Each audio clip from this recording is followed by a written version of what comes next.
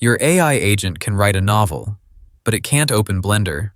There's a repo trying to fix that, and the trick isn't computer use. It's generating a command line interface for every app on Earth. Here's the problem. Agents are stuck with two options: read pixels and click, slow, brittle, hallucinated, or live behind whatever API the app's authors decided to ship, if they shipped one at all. Anthropic's own computer use tops out at 22% on the OS World benchmark. That's state-of-the-art, screenshotting its way through a desktop. 20 times the tokens, 5 times the latency, and it still gets confused by a scroll bar. So what if we skipped that whole stack? Give every app a clean text interface, not a thin wrapper around buttons, a real CLI, command groups, JSON output, a REPL, generated from the app's own source code. Agents already speak text. You wouldn't need pixel guesswork. You'd just pipe. That's CLI-Anything. Apache licensed, open source, from the Data Intelligence Lab at the University of Hong Kong. Same group behind LightRag and Nanobot.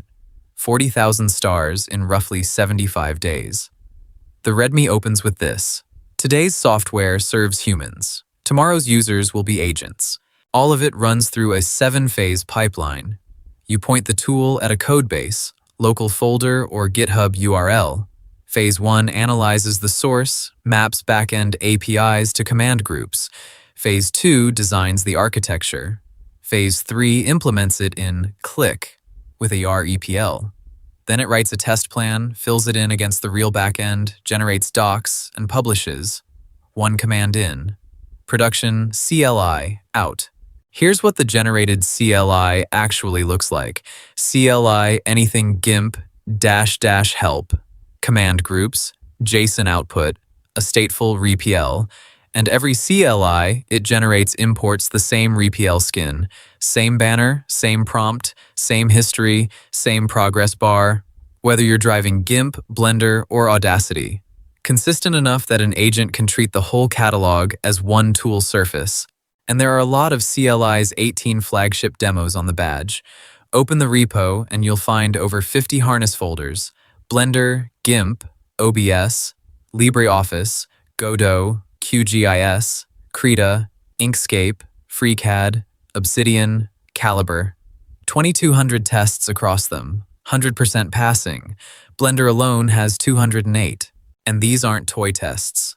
The rule, verbatim from the docs: the CLI must call the actual application for rendering. No pillow stand-ins, no mocked output. When the Blender CLI exports a frame, it spawns Blender. That's what separates this from a computer use demo. The agent isn't role-playing, it's invoking. Then there's CLI-Hub. Pip install CLI-Anything Hub. From there, CLI-Hub search, CLI-Hub install, CLI-Hub list. It's a package manager, but built around the assumption that the consumer isn't human. Even non-CLI. Anything tools are in there, federated through a public registry. So what does an agent flow actually look like? Task comes in. Render this Blender scene. Agent runs CLI-Hub search Blender. Finds it, installs it, calls the CLI with --JSON, parses the result, done. No screenshots, no pixel grids, no retry loop because a modal popped up. Text in, text out. The primitives the agent's already good at. It's not magic though. CLI. Anything needs source code. Photoshop, Figma desktop, anything closed. Still GUI only for now. Auto-generated code has its own security surface. The repo's already shipped a fix for an injection bug in the GIMP harness. And the maintenance story, 50 apps tracking 50 upstreams, is unproven this early. But the bet is interesting. Agents need an interface layer. GUIs were built for eyes. APIs were built for developers. Nobody's yet built one for agents. CLI. Anything is making the claim that this layer should look like a command line and shipping 50 proofs that it can be auto-generated. That part might be the real news. If you build dev tools, the abstraction layer for AI just moved. Repos linked below. Go poke at the pipeline, like, subscribe, you know the drill.